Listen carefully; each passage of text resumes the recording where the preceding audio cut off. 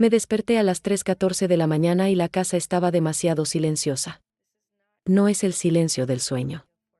Es ese tipo de silencio que pesa, que te oprime el pecho antes incluso de que tu mente entienda por qué. Me quedé allí tumbado en la oscuridad y me dije a mí mismo que no era nada. Una casa suena diferente a las 3 de la mañana, eso es todo. Pero mi cuerpo ya lo sabía antes que yo.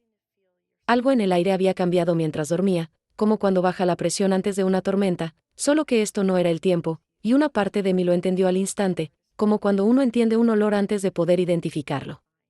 Me levanté. La luz del pasillo estaba encendida, como siempre. Pero la cama a mi lado estaba vacía. No era una habitación vacía, sino cálida e intacta. Como si alguien hubiera dejado de estar allí de repente. Un teléfono aún cargando en la mesita de noche, con la pantalla iluminada con un mensaje que jamás se abriría. Me quedé en aquel pasillo llamando a alguien por un nombre, y mi propia voz resonó en las paredes, porque ya no quedaba nadie en aquella casa para responder. Necesito contarte lo que encontré en la habitación de al lado. Pero primero debes entender por qué casi no te conté nada de esto. Permítanme verificar que la división no haya roto nada de forma extraña antes de entregarla. Eran las 3:14 de la mañana y la casa estaba demasiado silenciosa. No es el silencio del sueño. Es ese tipo de silencio que pesa, que te oprime el pecho antes incluso de que tu mente entienda por qué. Me quedé allí tumbado en la oscuridad y me dije a mí mismo que no era nada.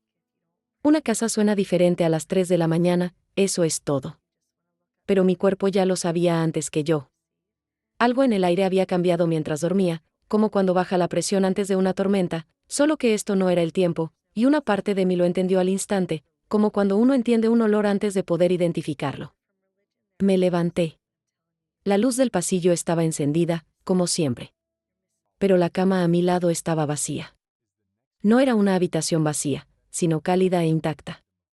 Como si alguien hubiera dejado de estar allí de repente. Un teléfono aún cargando en la mesita de noche, con la pantalla iluminada con un mensaje que jamás se abriría. Me quedé en aquel pasillo llamando a alguien por un nombre, y mi propia voz resonó en las paredes, porque ya no quedaba nadie en aquella casa para responder. Necesito contarte lo que encontré en la habitación de al lado. Pero primero debes entender por qué casi no te conté nada de esto. Casi no lo hago. Quiero ser sincero al respecto antes de continuar. Durante 3 días me quedé pensando en esto y no dije nada. Me decía a mí mismo que los sueños no son más que la mente procesando los restos del día. Me decía que estaba cansado, que había leído demasiado, que uno puede convencerse de cualquier cosa a las 3 de la mañana con las luces aún encendidas y sin nadie que lo convenza de lo contrario. Pero no se desvaneció. Eso fue lo que me destrozó. Se supone que un sueño se suaviza al mediodía. Este no. Si acaso, se agudizó cuanto más tiempo lo llevaba conmigo, como una astilla que se clava en la piel en lugar de disolverse. Así que les voy a contar exactamente lo que pasó, en el orden en que sucedió, sin adornos ni disimulos de las partes que no me favorecen. Porque en algún momento de los últimos 3 días dejé de importarme si me creen y empecé a preocuparme por si me prestan atención. Durante esos 3 días de silencio, volví una y otra vez a un versículo que finalmente me avergonzó y me impulsó a hablar. Siempre hay que estar preparado para dar una respuesta a todo aquel que te pida razón de la esperanza que hay en ti, pero hazlo con gentileza y respeto. Pasé 3 días haciendo lo contrario, guardándome algo que podría ser más importante que cualquier cosa que hubiera dicho en voz alta, simplemente por miedo a cómo sonaría. Creo que eso también es una pequeña falla. No dudar de lo que vi, sino sentirme demasiado cómodo como para arriesgarme a decirlo. Aquí es donde estaba yo. En ese pasillo, gritando, sin obtener respuesta. La habitación contigua era la de mi hijo. Su puerta estaba abierta, nunca la deja abierta, y su cama era igual que la de ella. Las sábanas estaban revueltas como si se hubiera levantado de repente. No se había levantado. Se había levantado. Hay una diferencia, y algo dentro de mí lo sabía incluso antes de poder explicármelo. Sus zapatos seguían junto a la puerta. Su teléfono estaba en el suelo, donde debió de habérsele caído de la mano, con la pantalla rota y un mensaje a medio escribir que aún brillaba en ella, un mensaje que nunca terminaría. Recorrí aquella casa habitación por habitación. Y habitación por habitación, todo seguía igual. Camas calientes. Cosas intactas. Ni rastro de lucha, ni desorden, ni señal de que alguien hubiera peleado, huido o sido secuestrado. Solo, ausencia. Una ausencia pura, como una página borrada en lugar de arrancada. Salí porque una parte de mí necesitaba el aire nocturno para demostrar que estaba despierta. Y fue entonces cuando comprendí que esta no era solo mi casa. Calle abajo, un coche se había salido de la carretera y había terminado en el seto de un vecino, el motor seguía encendido, la puerta del conductor estaba abierta y el asiento vacío. 2 casas más abajo, la luz del porche parpadeaba sobre un cochecito de bebé solitario en el césped, sin nadie cerca. Más lejos, un perro ladraba al vacío, como hacen los perros cuando presienten algo que no se percibe a simple vista. Quiero contarles lo que se siente al estar parado en medio de una calle a las 4 de la mañana y comprender, de repente, que algo había irrumpido en el mundo mientras todos dormían y se había llevado a un tipo de persona muy específico. No a todos. No al azar. Específicamente. Porque mientras caminaba por esa calle empecé a fijarme en quién seguía allí. Un hombre 3 casas más abajo, de pie en el umbral, en bata, furioso, gritando un nombre en la oscuridad, el de su esposa, creo, exigiendo una explicación que la noche no le iba a dar. Seguía allí. Ruidoso, presente, asustado, pero allí. Y de alguna manera supe, de pie en esa acera, que la diferencia entre los que se habían ido y los que eran como él no era cuestión de suerte. Un versículo me vino a la mente allí mismo, en esa calle, de repente, como cuando lo has leído tantas veces que ya no está solo en la Biblia, sino que se te graba en la memoria. Primera de Tesalonicenses, capítulo 4. Porque el Señor mismo descenderá del cielo con voz de mando, con voz de arcángel y con trompeta de Dios, y los muertos en Cristo resucitarán primero. Luego nosotros, los que vivimos, los que hayamos quedado, seremos arrebatados juntamente con ellos en las nubes para recibir al Señor en el aire. No había pensado en ese verso en años. Y allí estaba yo, de pie en una calle oscura, rodeado de camas cálidas y vacías y coches con el motor en marcha, y me vino a la mente de golpe, como si hubiera estado esperando. Aún no había pronunciado la palabra en voz alta. No estaba preparado. Pero ya la sentía en el pecho, pesada y segura, como la verdad cuando llega antes de que le hayas dado permiso. Volví adentro. No sé por qué, tal vez porque una casa me parece el único lugar donde uno puede quedarse quieto el tiempo suficiente para pensar. Me senté en el borde de mi cama, en su lado, en el lugar cálido donde había estado una hora antes, y tomé mi teléfono. Todos los chats grupales en los que participaba se llenaron de mensajes al instante. No eran bromas ni el ruido habitual. Era una sola palabra repetida de 1000 maneras diferentes por 1000 personas distintas: se fue. Se fue. Se fue. No los encuentro. Nadie contesta. Y, en medio de todo eso, reinaba el silencio de quienes más importaban, de quienes habrían respondido primero. Encendí las noticias y los presentadores hacían lo que la gente hace cuando el mundo deja de tener sentido frente a la cámara.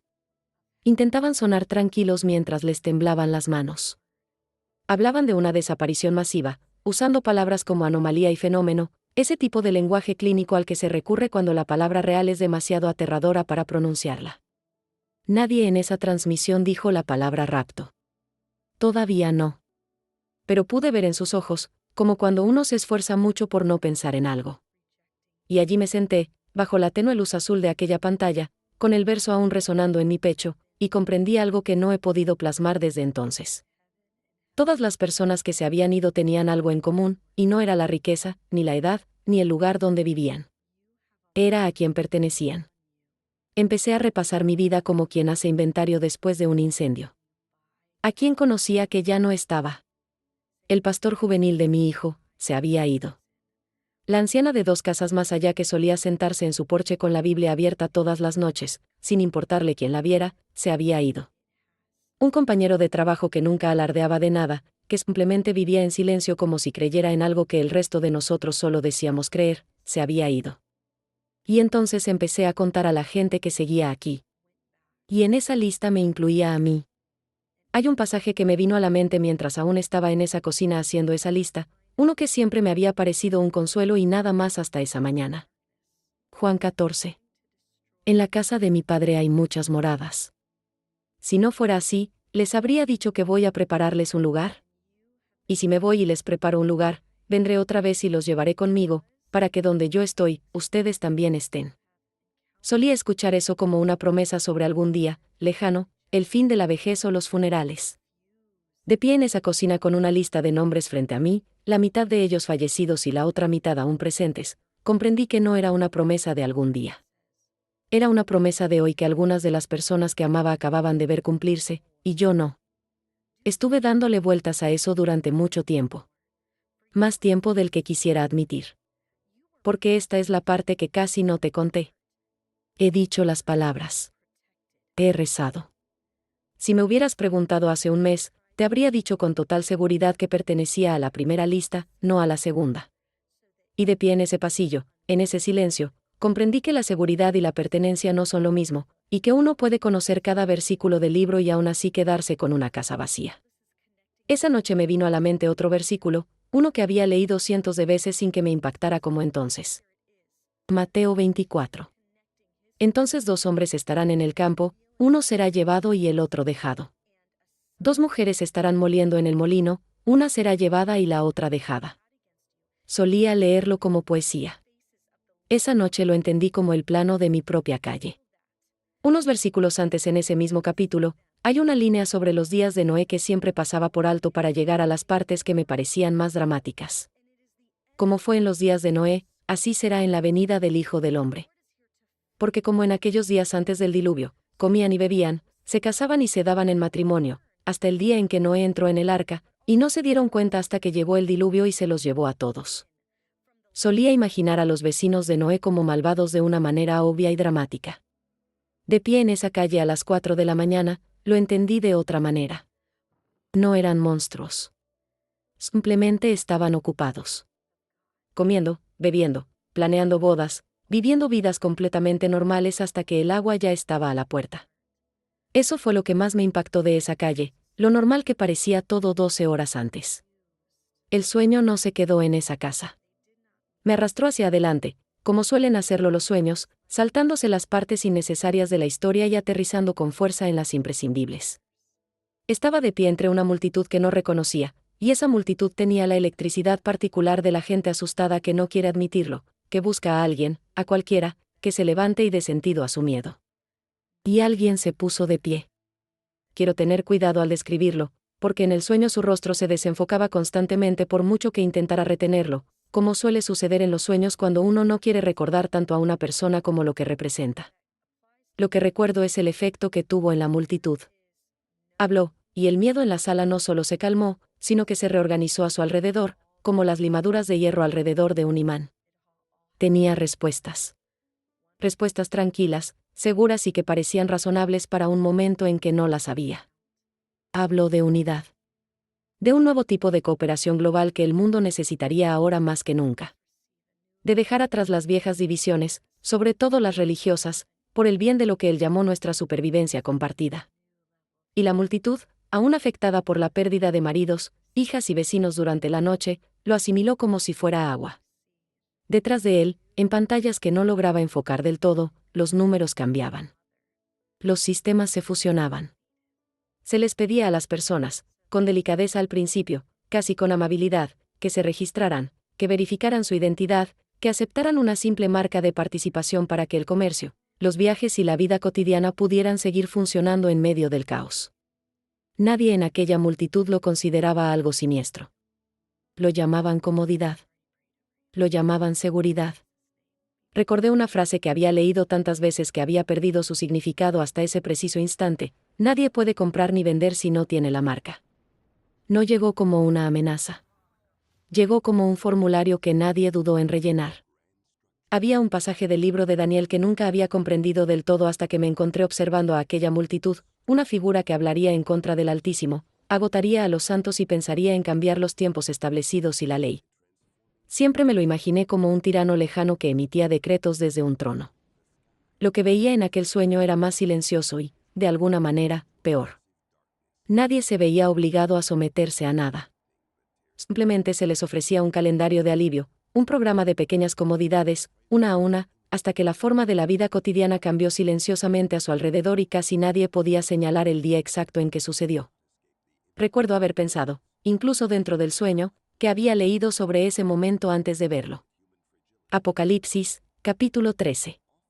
Se le dio autoridad sobre toda tribu, pueblo, lengua y nación, y todos los que habitan la tierra lo adorarán.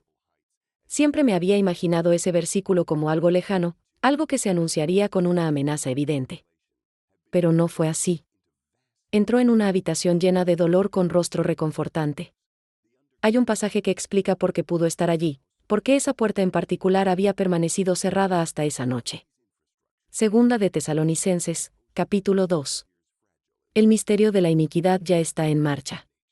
Solo quien ahora la frena lo hará hasta que desaparezca, y entonces el inicuo será revelado. Solía leer esos versículos e imaginar algo abstracto, una fuerza, un sistema, una lenta erosión de la decencia a lo largo de los siglos. No imaginaba una restricción que pudiera levantarse de repente, de la noche a la mañana, como si se quitara la mano de una puerta que se había mantenido cerrada. Pero eso era exactamente lo que estaba viendo. La misma presencia que había estado conteniendo algo acababa de abandonar el edificio, todo, en todas partes, en la misma hora. Y lo que entró por la puerta que dejó abierta no parecía un monstruo. Parecía un alivio. Esa es la parte que aún me quita el sueño. No es que el mal fuera a llegar. Siempre lo intuí, de una forma vaga y lejana. Lo que no esperaba era lo razonable que sonaría, lo mucho que un mundo atemorizado desearía exactamente lo que él ofrecía, como las mismas personas que un mes antes exigían pruebas de la existencia de Dios ahora hacían fila para depositar su confianza en un hombre. El sueño me atrajo de nuevo, y esta vez me encontraba en un lugar más tranquilo. Una habitación, en penumbra, con un puñado de personas reunidas, como cuando reunirse abiertamente se ha convertido en algo que uno se lo piensa dos veces. Y comprendí, sin que nadie me lo dijera, que eran aquellos que lo habían descifrado. Quienes habían visto desaparecer a sus seres queridos y finalmente abrieron el libro por el que esas personas se habían guiado todo ese tiempo, y comenzaron a leerlo no como literatura, sino como una advertencia a la que habían llegado demasiado tarde. Uno de ellos leía en voz alta la segunda epístola de Pedro: el Señor no se tarda en cumplir su promesa, como algunos piensan, sino que es paciente con ustedes, no queriendo que nadie perezca, sino que todos lleguen al arrepentimiento. Recuerdo estar de pie al borde de aquella sala, sin sentirme aún parte de ella, y experimentar una sensación de apertura en mi pecho que no sabía cómo describir. Porque finalmente comprendí que la demora no se debía a la ausencia de Dios. Era la misericordia de Dios, extendida hasta donde le era posible, esperando a personas exactamente como yo.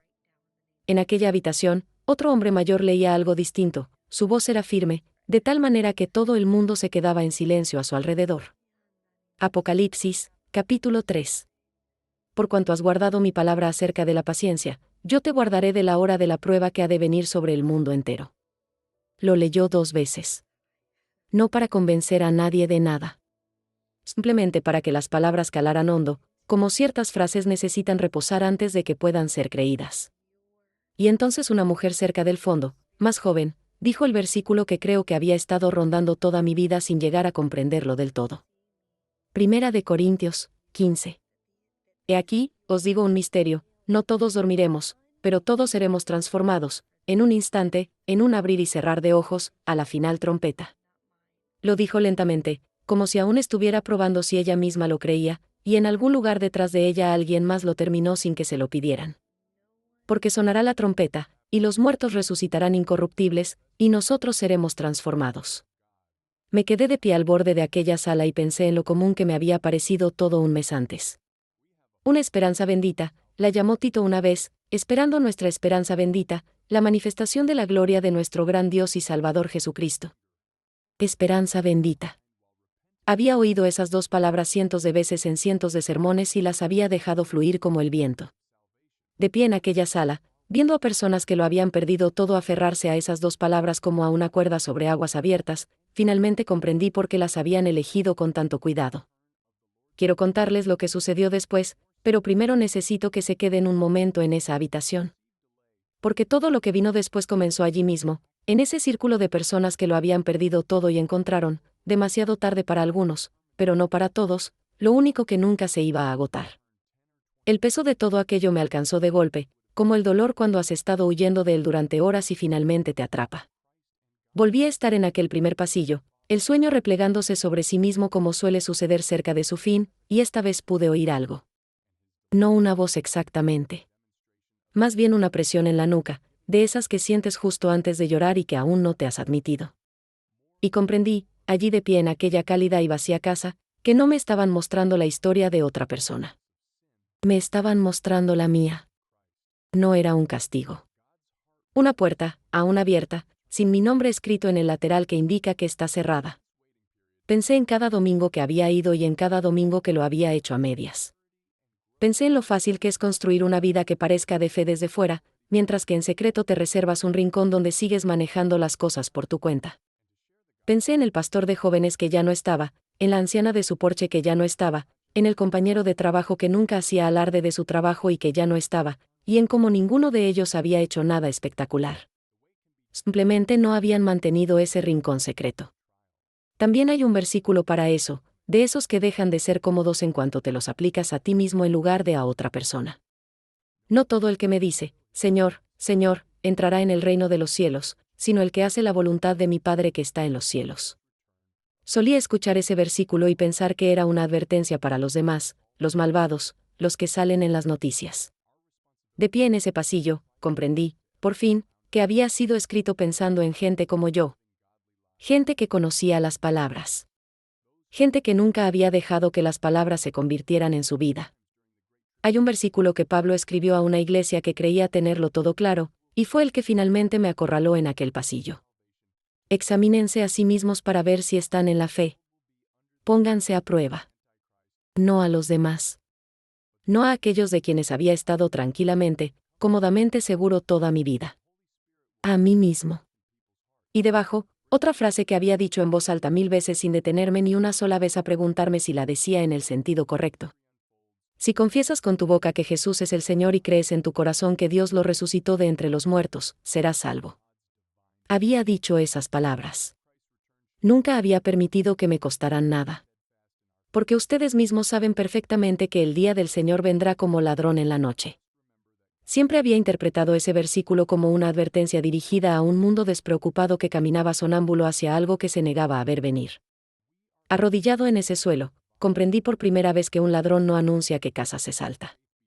Simplemente llega, y los que estaban preparados son los únicos que no pierden nada cuando él llega. No recuerdo haber tomado ninguna decisión de forma dramática e impulsiva. No fue así. Lo que recuerdo es algo más tranquilo.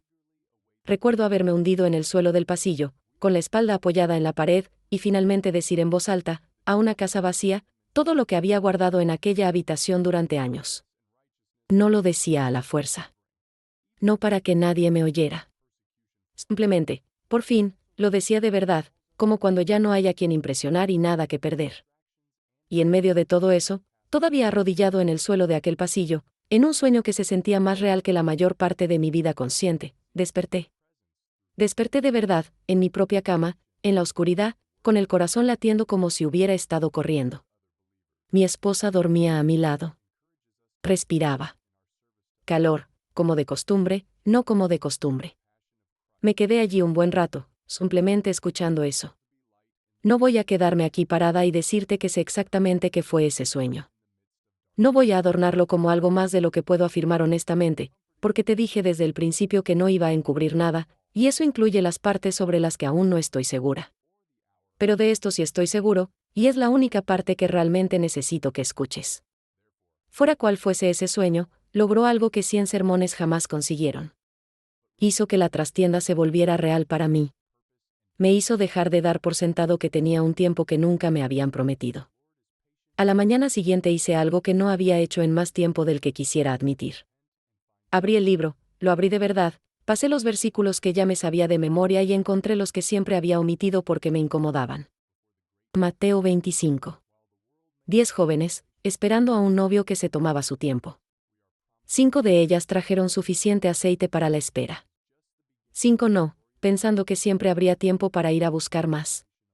Y cuando finalmente llegó el momento, las que solo habían traído lo suficiente para aparentar encontraron la puerta ya cerrada y oyeron 4 palabras al otro lado que no he podido olvidar desde entonces: no te conozco.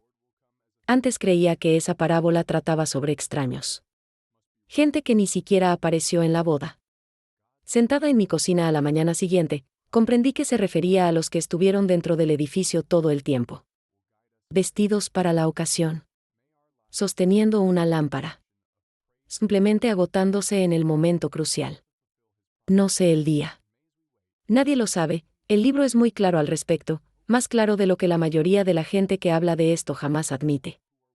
Ni siquiera los ángeles lo saben, dijo Jesús, solo el Padre. Pero en ese mismo instante no les dijo a sus seguidores que dejaran de preguntarse. Les dijo que se mantuvieran despiertos. Tengan cuidado, escribió Lucas, de que sus corazones no se agobien con la disipación, la embriaguez y las preocupaciones de esta vida, y que ese día no les sorprenda de repente como una trampa. Pasé años asumiendo que ese versículo estaba escrito para personas que vivían imprudentemente, obviamente, públicamente descarriadas. No era así. Estaba escrito para hombres exactamente como el que yo había sido la semana anterior a ese sueño, tranquilamente bien, distraído de manera respetable, agobiado por nada que nadie llamaría pecado, simplemente agobiado por la gravedad ordinaria de una vida que nunca le había dado espacio para estar realmente preparado. Hay un versículo cerca del final de Hebreos que ahora interpreto de forma diferente a como lo hacía antes. Está establecido que el hombre muera una sola vez, y después de eso viene el juicio. Así que Cristo, habiendo sido ofrecido una sola vez para llevar los pecados de muchos, aparecerá por segunda vez, no para tratar con el pecado, sino para salvar a los que lo esperan con anhelo. Esperar con anhelo. No creer vagamente. No haber sido educados en ello culturalmente. Esperar con anhelo, como cuando esperas a que alguien a quien amas de verdad cruce una puerta. Sigo volviendo a las palabras que empezaron a aflorar en mí aquella noche, las que no había pensado en años y que de repente no podía dejar de oír. Porque el Señor mismo descenderá del cielo con voz de mando, con voz de arcángel y con trompeta de Dios. Antes lo interpretaba como el final de algo. Ya no.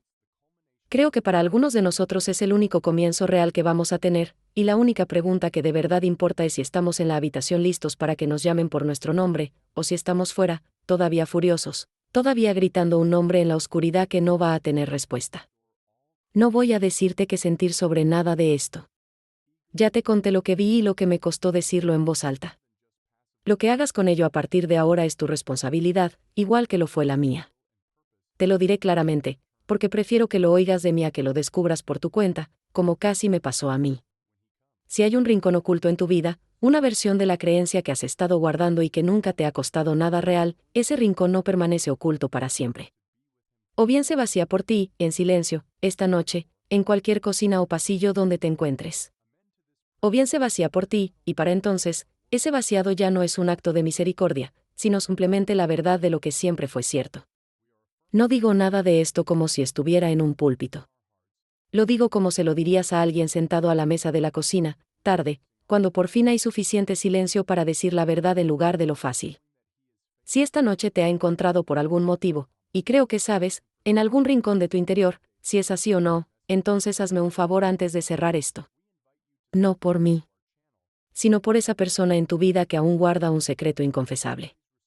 Envía esto a 5 personas que necesitan escucharlo antes de que sea demasiado tarde. No a quienes le den me gusta, por cortesía y luego lo ignoren. A quienes me vinieron a la mente en cuanto dije eso, a quienes querrías tener presentes, no a quienes estarías gritando en la oscuridad de la calle. Si sigues aquí, suscríbete para que el próximo video te llegue en cuanto esté listo. Y si algo de esto te llegó al corazón como me llegó a mí, cuéntamelo en los comentarios, con sinceridad, sin rodeos. ¿Qué parte te impactó? Y si hay algún pasaje, una advertencia, algún fragmento de esta historia que llevas dentro y que crees que todos necesitamos escuchar, déjalo abajo. Algunas de las cosas que comparto aquí empiezan así, alguien en los comentarios, contando la verdad sobre lo que vio. Yo no pedí cargar con este sueño. Pero ya no voy a seguir guardándolo en un rincón. Espero que tú tampoco.